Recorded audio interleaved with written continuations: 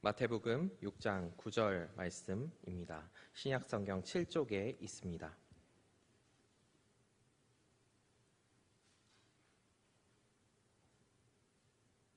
마태복음 6장 9절 한 절 말씀 우리 함께 한 목소리로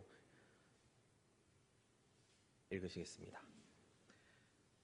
그러므로 너희는 이렇게 기도하라. 하늘에 계신 우리 아버지여, 이름이 거룩히 여김을 받으시오며. 다시 한번 읽겠습니다. 그러므로 너희는 이렇게 기도하라. 하늘에 계신 우리 아버지여, 이름이 거룩히 여김을 받으시오며. 아멘. 계속해서 주기도문에 대해서 함께 보고 있습니다. 우리가 매일 혹은 매주 읽고 외우고 마음속에 새기는 이 주님께서 가르쳐 주신 기도, 이 주기도문을 우리가 좀 더 깊고 좀 더 짙게, 주님께서 우리에게 어떠한 방식으로 기도하기를 원하시는지, 예수님께서 어떻게 가르쳐 주셨는지를 함께 보려고 합니다. 오늘 말씀은 9절 말씀, 한 절 말씀입니다. 그 중에서도 하늘에 계신 우리 아버지여, 이름이 거룩히 여김을 받으시오며, 딱 이 부분의 말씀들을 좀 더 깊게 보려고 합니다. 먼저 하늘에 계신이라는 말을 우리가 좀 더 파악했으면 좋겠습니다.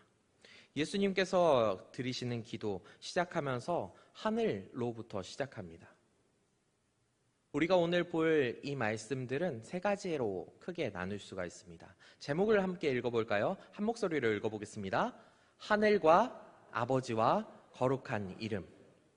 이 세 가지는 모두 기도의 대상, 하나님에 대한 설명들입니다. 우리가 어떤 방식으로 기도를 드려야 하는지에 앞서서 누구에게 기도를 드리는가에 대한 예수님의 설명이라고 볼 수 있습니다. 하늘로부터 시작하는 이 기도는 어쩌면 예수님의 입장에서는, 예수님 당시에는 당연할 수도 있습니다. 하늘에 계신, 하나님께서 계시는 장소, 하나님께서 계시는 곳, 하나님이 어디에 우리와 지금 계시는가, 우리를 바라보시는 그분이 어디에 계시는가라는 것을 생각한다면 하늘이라는 말은 처음에 나오는 게 어쩌면 당연해 보입니다. 예수님께서 이 하늘이라는 단어를 먼저 선택하신 이유는 하나님께서 어떤 분이시고 어떤 능력을 가지셨고 하나님이 또 우리에게 어떠한 일들을 하실 수 있는지에 대해서 설명하기 위해 처음 등장했습니다. 예수님 당시 하늘이라는 개념은 두 가지 정도로 생각할 수가 있습니다. 하나는 유대인적인 사고방식이고 다른 하나는 헬라인적인 사고방식입니다. 먼저 유대인들은 우주에서 하늘을 중요한 구성 요소 중에 하나로 해, 달, 별 같은 것들이 떠 있는 곳, 들어가 있는 곳, 올려놓아 있는 배경판 같은 것으로 먼저는 생각했습니다. 가장 먼저 있었던 것들 중 하나인 것이죠. 땅과 반대되는 개념 혹은 땅 위에 있는 것들, 그 위에 모든 것들을 통칭하는 공기와 하늘이라고 표현할 수가 있습니다. 하나님께서는 그러한 하늘 위에 계십니다. 하늘에 계시는, 땅에 있는 사람과는 대비가 되는 모습으로 하늘에 계신 아버지, 하늘에 계신 하나님을 표현하고 있습니다. 그 하나님께서는 땅 위에 높게 계시면서 동시에 땅을 모두 살필 수 있는 장소에 계시다라는 개념으로 유대적인 사고로 생각할 수 있습니다. 유대말로는 그래서 샤마임이라고 합니다. 하늘이라는 뜻이죠. 물리적인 하늘 외에도 성경에서 본다면 하나님 자체, 그분을 지칭하기도 하고요. 또는 하나님이 계시는 곳, 하나님의 높으신 보좌, 혹은 지성소가 있는 특별한 성전 같은 곳들을 지칭하는 말로 쓰이기도 했습니다. 헬라어로 말하는 우라노스 역시도 비슷한 뜻입니다. 특별하게 그리스의 신들 중에 우라노스라는 이름을 가진 신 또한 있습니다.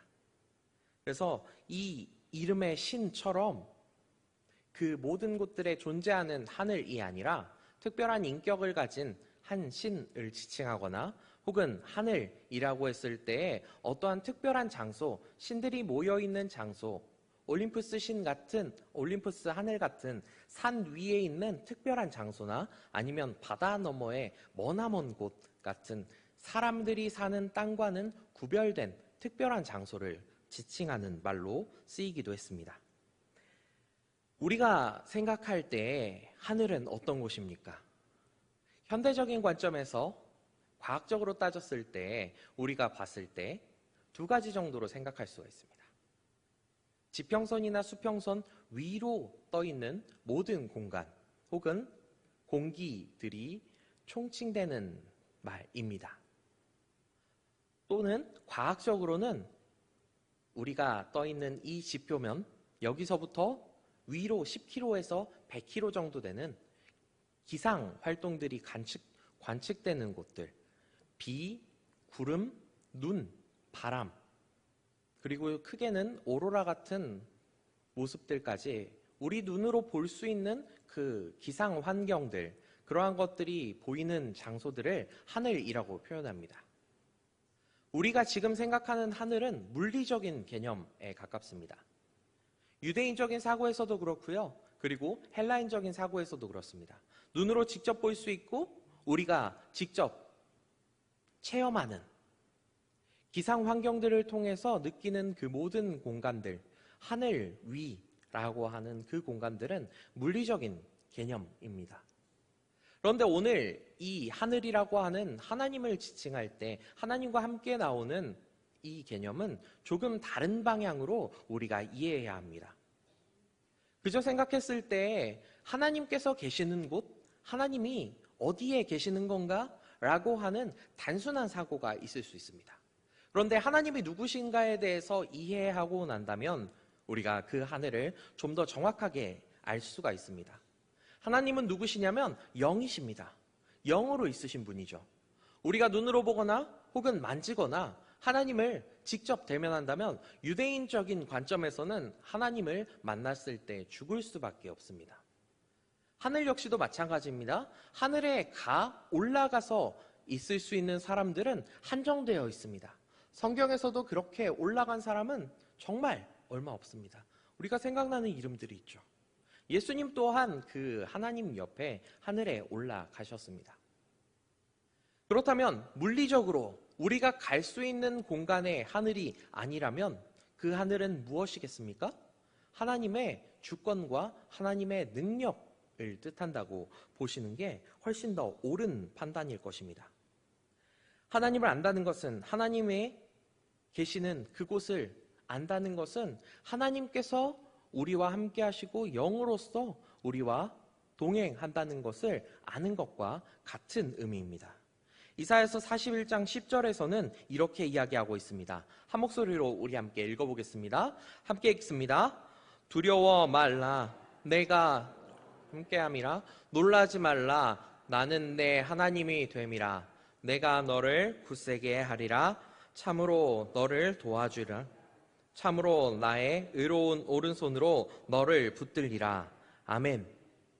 하나님께서 우리와 물리적으로 가까이 있다면, 우리 눈으로 보인다면 그 하나님의 손이 지금 내 등 뒤에 있어야 하고 나를 붙잡고 있어야 합니다. 하지만 우리 눈에는 보이지 않죠. 그렇다면 우리는 전혀 다른 관점에서 이 능력을 이해해야 합니다. 하나님께서 주신, 하나님의 예수 그리스도께서 주신 이 기도에서는 우리의 하늘이 하나님의 능력이고 하나님의 권능이고 또한 영적인 의미에서 우리와 함께 하시는 하나님을 뜻한다고 볼 수가 있습니다. 즉 하늘의 하나님이라는 말은 하나님의 능력과 권능에 대한 수식어에 가깝습니다. 영이신 하나님이 세상을 만드시고 그 하늘을 만드시고 우리와 함께 하시며 여전히 그 하늘을 움직이시는 분이라는 의미의 하나님인 것이죠. 그렇다면 여기서 한 걸음 더 나아가서 우리는 다음에 이어지는 말을 생각해 볼 수 있습니다. 세상을 만드시고 움직이는 능력의 하나님이 어째서 우리에게 개입하고 도우려 하시는 겁니까? 우리에게 손을 뻗어서 도우시고 보호하시고 그분의 능력을 보이시는 이유가 무엇입니까? 우리는 다음 단어에서 그 사실을 알 수 있습니다. 우리 아버지. 예수님께서 말하시기 이전까지, 그러니까 성경에서 예수님이 등장해서 오늘 마태복음의 이 말씀 우리 아버지라는 말을 하기 전까지 하나님을 부르는 단어는 아주 멀리 떨어져 있었습니다. 하나님께 드리는 말은 나의 주, 나의 하나님, 아도나이 같은 능력의 하나님, 여호와, 이런 말들이었습니다. 직접적으로 하나님이 어떠한 분이신지를 지칭하기보다 그분의 능력과 그분이 어떠하게 우리를 인도하시는지에 대해서 집중했던 것이죠. 관계가 조금 멀리 설정되어 있습니다. 하지만 예수님은 전혀 다른 방식으로 하나님께 접근하기를 원하고 있으셨습니다. 우리 아버지. 이 우리 아버지라는 말은 유대인들의 상식으로는 이해할 수가 없는 말이었습니다. 하나님은 하늘에 계시고 멀리 있으시고 우리를 다스리시고 우리를 지금도 움직이시면서 모든 능력을 발휘하시는 분이신데 어떻게 우리 아버지이실 수가 있겠습니까?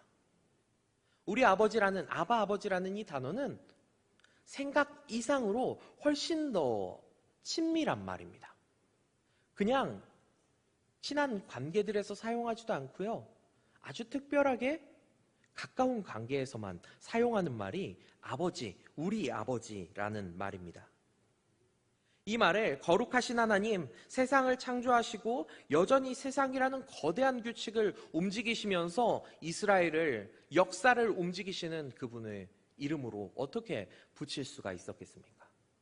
이때 당시 유대인들은 여전히 손으로 성경을 필사하고 있었고 그때마다 하나님 아버지의 이름, 아도나이라는 이름, 여호와라는 이름을 적을 때마다 몸을 정갈하게 하고 깨끗하게 하면서 계속해서 그 이름을 한 번 적을 때마다 씻고 한 번 적을 때마다 기도하고 그렇게 필사하고 있던 사람들이었습니다. 그런 유대인들에게 하나님을 우리 아버지라고 부르는 것은 혁명이었습니다. 전혀 새로운 방식의 접근이었죠. 더 직접적으로 말해보자면 당시 이스라엘은 하나님을 아주 강력하고 무서운 분으로 여기고 있었습니다. 수백 수천 년 동안 이스라엘 역사를 움직이신 분이시면서 여전히 이스라엘을 다스리신 분이 바로 하나님이셨습니다. 얼굴을 보기만 해도 목숨을 잃을 만큼 두려운 분이었고 성전에 있는 그 물건들을 함부로 옮기는 것만으로도 목숨을 잃을 만큼 어려운 분이었습니다. 그런 이스라엘이었기에 두려운 하나님, 먼 하나님, 능력의 하나님, 거룩하신 그분을 오히려 아버지라고 부를 수 없었습니다. 구약에서 아버지라고 불렀을지언정 그 말은 친근함보다는 아버지의 역할을 드러내는 모습에 가까운 말이었죠. 그런데 예수님께서는 우리 아버지라고 표현하십니다. 이 말의 뜻은 하나님의 사랑을 보여주고 싶으셨던 것입니다. 하나님께서는 피조물들을 만드셨습니다. 그 피조물들은 하나님의 뜻대로 살아가지 않고 자기 멋대로 살아갔습니다. 성경에서, 구약 성경에서, 신약 성경에서 그 모습들이 계속해서 나타나죠. 이스라엘 백성들은 하나님께 나아갔을지언정 아무리 경건한 사람일지라도 어떤 평범한 사람일지라도 결국에는 죄를 지을 수밖에 없었습니다. 예수님은 바로 그 지점에서 하나님을 다시 소개하고 있다고 볼 수 있습니다. 우리 아버지. 이 말은 하나님의 사랑을 생각하도록 합니다. 예수님은 하나님의 아들이십니다. 무엇보다도 예수님은 하나님이 사랑하시는 유일한 아들이시죠. 역사에 있었던 수십, 수백억의 수많은 피조물들, 사람이라 할지라도 예수님보다 더 사랑을 받지는 못했을 것입니다. 그런데 예수님은 우리를 똑같이 아버지라고 부르도록 기도하라고 말씀하십니다. 주기도문에서 말씀하시는 이 아바 아버지, 우리 아버지라는 말은 가족 안으로 우리를 이끌어 들이시는 말이기도 합니다. 아버지라고 부를 수 있는 것은 오직 그 자녀들 뿐입니다. 예수님께서는 우리 또한, 제자들 또한 그 가족의 관계 안에 포함시키셨습니다. 그렇기 때문에 그리스도인들은 예수 그리스도를 내 주로 시인하고 예수님이 나의 주님이라면 우리는 하나님을 아버지라고 부를 수가 있는 것입니다. 요한복음 1장 12절에서는 이렇게 설명합니다. 영접하는 자, 곧 그 이름을 믿는 자들에게는 하나님의 자녀가 되는 권세를 주셨으니, 이것이 바로 예수님께서 오신 이유이기도 합니다. 바울은 갈라디아서 4장 4절과 5절에서 이것을 이렇게 설명합니다. 하나님이 그 아들을 보내사 우리로 아들의 명분을 얻게 하려 하심이라. 이렇듯 예수님을 따라 하나님을 아버지라고 부를 수 있는 사람은 원래는 예수 그리스도 오직 한 분뿐입니다. 그런데 사람의 몸으로 오신 예수님이 우리에게 그 아들의 명분을 함께 주신 것입니다. 구원과 함께 기도할 수 있는 능력, 예수 그리스도의 이름으로 기도할 수 있는 능력, 하나님을 대상으로 기도로 나아갈 수 있는 능력을 오늘 이 주기도문을 통해서 주고 있으십니다. 원래 사람은 자기 자신밖에 모릅니다. 이것을 어려운 말로는 자기중심성이라고 표현합니다. 이 자기중심성은 기도할 때 자기 위해서만, 자기를 통해서만, 자기 자신에게만 기도하도록 만듭니다. 예수님께서는 우리를 가족으로 받아주시고 우리에게 기도할 방법을 알려주시고 기도할 대상 또한 알려주시면서 동시에 예수님을 통해서 하나님께 기도할 수 있도록 길 또한 열어주셨습니다. 아바, 아버지. 우리가 그분을 친근하게 부르면서 나아가도록 우리에게 길을 열어주셨습니다. 그렇지만 우리는 동시에 나 자신을 위해서밖에 기도할 줄 모르는 존재들입니다. 우리가 기도할 때 가장 먼저 해야 될 기도가 있습니다. 바로 하나님을 높이는 기도입니다. 오늘 세 번째, 거룩한 이름은 바로 여기서 그 역할을 발휘합니다. 하나님께서는 우리에게 단순하게 그저 나와서 간절히 구하기만 바라기를 원하지 않고 하나님께서 우리를 만드신 목적을 실현하기를 또한 원하십니다. 거룩하신 그 이름, 하나님의 그 이름을 높이는 자들로서 우리를 만드셨고 그 가운데서 우리가 충분히 역할을 하기를 원하십니다. 하나님을 찬양하고 경배하고 그 높으신 이름과 거룩하신 이름을 계속해서 예배하도록 만드신 그 목적대로 우리를 사용하기를 원하시는 것이죠. 예수님께서는 기도를 드릴 대상으로 하늘에 계신 우리의 아버지, 이 이름을 가르치셨습니다. 그러면서 동시에 거룩하신 그 이름을 올바르게 높여야 함을 말씀하고 있으십니다. 어쩌면 가장 중요한 우리의 자세라고도 볼 수가 있습니다. 하나님께서는 우리의 기도를 들으시고 또 이루어주실 능력이 있으십니다. 그리고 우리를 사랑하셔서 그 기도가 충분히 닿을만 하다는 것을 예수님이 말씀하셨습니다. 그렇다면 그 기도를 올리는 우리의 태도는 어떻게 되어야 할까요? 거룩한 그 이름, 거룩하신 그 하나님의 이름을 올바르게 높여야 하는 것입니다. 다시 한번 말씀드립니다. 우리는 자기 중심성이 있습니다. 자기에 대한 기도, 나의 기도, 내가 원하고 바라는 것들, 욕망하는 것들을 기도하도록 우리는 만들어졌습니다. 그리고 그렇게 계속해서 기도하게 됩니다. 성경에서 이스라엘 백성들 역시도 자기들의 구원을 위해서 자기들이 어려움 당하는 것을 이겨내는 그 상황들을 넘어서는 것을 위해서 하나님께 기도를 드립니다. 우리 또한 마찬가지입니다. 나로 시작해서 나로 끝나는 기도, 나를 위한 기도, 내가 원하는 것을 바라는 그 모든 것들을 구하는 기도, 우리는 그 기도를 드리게 됩니다. 예수님께서는 그 태도를 경계하기를 바라셨습니다.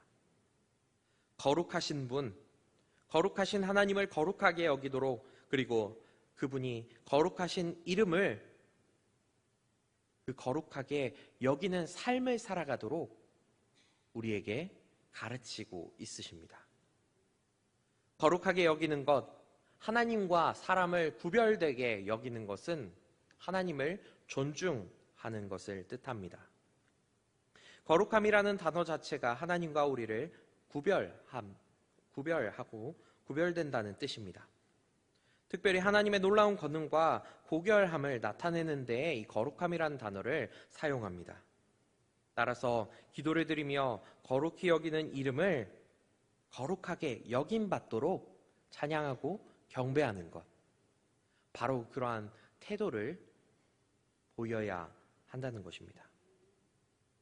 오직 하나님에 대한 찬양과 공경, 존중과 그분께 대한 경배가 담겨있는 태도가 되어야 합니다. 시편에서는 이러한 거룩히 여김이 여러 곳에서 나타납니다. 그 중에선 115편 1절 말씀에서 이렇게 이야기하고 있습니다. 함께 115편 1절 말씀을 읽어보겠습니다. 여호와여, 영광을 우리에게 돌리지 마옵소서. 우리에게 돌리지 마옵소서. 오직 주의 인자하심과 진실하심을 인하여 주의 이름에 돌리소서. 아멘. 우리가 돌려야 할 영광과 우리가 돌려야 할 경배는 우리에게가 아니라 하나님께만 돌려야 합니다. 하나님의 이름에만 그 거룩하심을 높여야 합니다. 우리가 드려야 할 경배가 바로 이러한 경배입니다. 하나님을 거룩히 여기는 기도. 어떤 사람이 그렇다면 이 기도를 드릴 수 있을까요? 시편의 말씀과 같이 이 마음을 가지고 하나님께로만, 내가 아니라 하나님께로 마음을 돌리는 삶을 살아가는 사람만이 가능합니다. 성도 여러분, 오늘 제가 드리고 싶은 말씀은 바로 이 말씀입니다. 우리가 이러한 마음을 가지기를 원합니다. 예수님이 가르치시는 기도 또한 여기서 시작하는 것입니다. 하나님을 하나님으로 여기며 하나님을 높이며 아버지 되시는 그분을 경배하는 삶의 자세를 가져야 합니다. 기도하는 사람의 삶의 자세는 바로 이러한 자세입니다. 하늘에 계신 아버지, 우리 아버지, 그분께 경배드리는 자세는 거룩한 그 이름을 높이는 삶으로서 드러나는 것입니다. 예수님께서 가르치신 기도의 시작점입니다. 우리 다시 한번 9절 말씀 뒷부분만 함께 읽어보도록 하겠습니다. 함께 하늘에 계신부터 함께 읽어보겠습니다. 하늘에 계신 우리 아버지여, 이름이 거룩히 여김을 받으시오며. 아멘. 하늘에 계신 우리 아버지에게 기도하는 것, 그 방식은 거룩한 이름을 거룩하게 여기며 높여드리는 것입니다. 그때에 하나님께서 그 이름을 기뻐 받으시는 것이죠. 성도 여러분, 우리가 이 기도 제목, 주님께서 가르쳐 주신 이 기도를 그저 외우듯이 주문처럼 지나가서는 안 됩니다. 더 깊은 뜻이 있고 더 깊은 의미가 있는 이 주기도문을, 주님께서 가르쳐 주신 이 기도문을 우리가 계속해서 외우는 이유는 주님께서 우리에게 모범을 보여주셨기 때문입니다. 우리의 삶의 태도, 우리가 기도할 대상, 우리가 어떠한 방식으로 기도하면서 살아가야 하는가, 예수님께서는 모두 알려주셨습니다. 말씀을 정리하면서 예수님의 기도의 대상 어떠한 것인지 다시 한번 말씀드리겠습니다. 하늘에 계시며 세상을 만드시고 모든 일을 여전히 우리를 위해 행하시는 하나님께 기도해야 합니다. 그 하나님은 우리 아버지가 되시면서 자녀인 우리를 사랑하시고 그분의 사랑을 통해서 우리의 기도를 들어주실 만한 분이십니다. 그리고 이 하나님께 나아가 기도할 때는 우리는 언제나 거룩하신 하나님을 높이고 찬양하고 경배를 드리는 삶을 살아가야 합니다. 그리스도인의 모습은 바로 이러한 모습입니다. 하나님께서는 그러한 모습을 기뻐하시면서 우리의 기도를 받으십니다. 성도 여러분, 이 자리에 모이신 모든 분들이 바로 그러한 태도로 하나님을 높이고 하나님을 경배하시는 성도님들 되시기를 간절히 바라겠습니다.